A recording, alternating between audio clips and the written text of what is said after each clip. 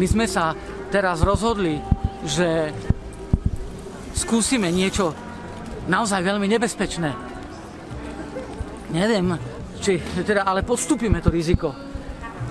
Ja by som vlastne súhlasil, aby sme teraz experimentálne pustili do čriepkov trochu toho humoru. Ale len trochu, v malých dávkach, prosím. Hej. Počúvaj, Zuzi, no ale čo ak sa nakoniec nebudú smiať tie naše decká? Mám nápad. Keď potrebujete instantný humor, čo použijete? No predsa vtipy. A viem, že je to nebezpečné. A čo mám robiť? Tlačia na mňa. Chcú humor. Dobre, ideme na to. Keby niečo, tak s tým nič nemám.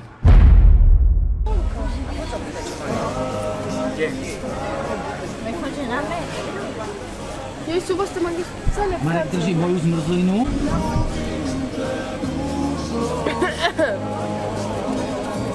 To je vtip. Misionár ide po pušti a stretne leva.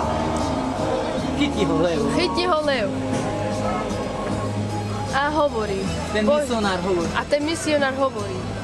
Bože, daj tomu levovi zbožnú myšlienku. Ten lev hovorí. Ten lev si kľakne. Ten lev si kľakne. Pane, ďakujem za toto jedlo. Prosím, tak povedz nám,